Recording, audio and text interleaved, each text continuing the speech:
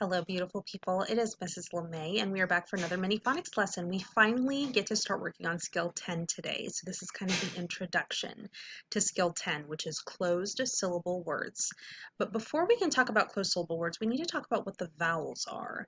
Okay, what are my vowels? A-E-I-O-U, A-E-I-O-U, A-E-I-O-U. Okay, I say that little song. I do a lot of singing and dancing and hand motions to help you remember. Hey guys, it's Mrs. LeMay. Welcome back for another mini phonics lesson. We actually get to start skill 10 today. So today's kind of an introduction to the skill and letting you know how it works. But the first thing we need to know is our vowels. A-E-I-O-U, A-E-I-O-U, A-E-I-O-U. Okay, that's very important because the vowels determine everything. They determine how many syllables our word has, what kind of sound our word makes. Okay, so we need to remember those. And our vowels have short vowel sounds and they have long vowel sounds. Okay, what are our short vowel sounds? Ah, I'm holding an apple. The edge of the board. I, I have an itch. Ah, I'm an octopus. And up. Okay? A, I, Okay? Very important. What are my long vowel sounds? Well, they just say their name. A-E-I-O-U. A-E-I-O-U. Okay? Very important, and we'll keep practicing that. Okay, so our skill is skill 10 today. So first of all, what are closed syllables? Let's talk about those. So if we have a big word and we break it apart into its syllables, we need to look at each individual syllable and decide what kind it is. That way we know how to pronounce it. So I put some examples on this board for you so I can show you. Okay, these are examples of closed syllables. These are not closed syllables, okay? And we'll talk about what some of these other ones are in later videos when we get to those skills, okay? So a closed syllable, I kind of explained this before, it's where the vowel is kind of closed in. It has to have a consonant right after it, and that's it, okay? So for example, this one kind of looks like it could be closed, but it has that E. Okay, that E is tricky because these two work together. It cannot have a vowel consonant E. It can only have a vowel consonant, okay, to be closed. So none of these have the E, and that's why these are closed, and that's why this one is not closed because it has the E. So within the syllable, there's a G after the O, it's closed. There's a T after the U, it's closed. There's a C and a K after the A, it's closed, okay? But over here, these are not closed because there's no consonant after this O, it's not closed.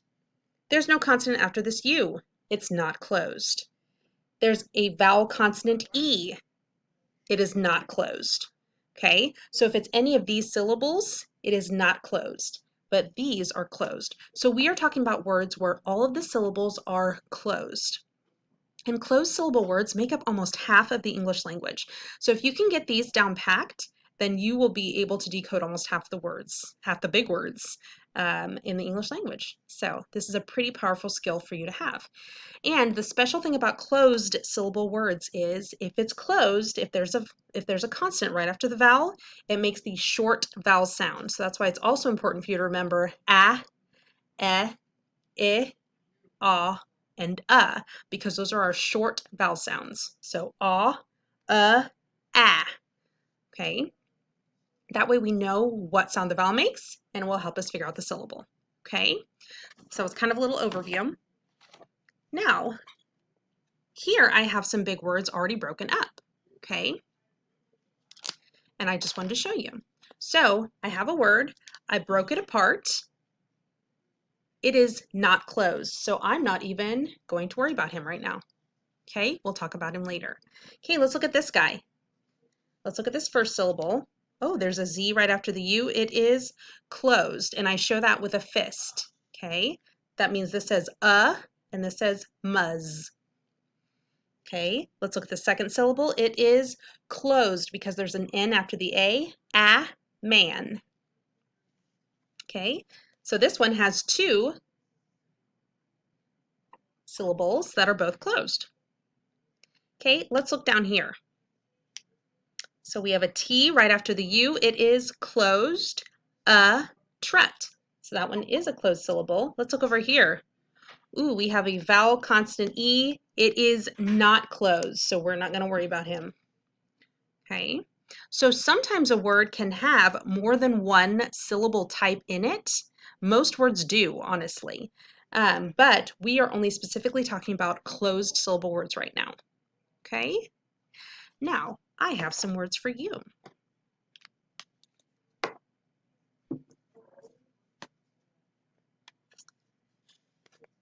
Okay, I would like you to pause the video and figure out which word has only closed syllables in it. Go. Okay, did you figure it out? It should have been this one. Okay, now I would like you to mark your vowels, divide your word. Go for it.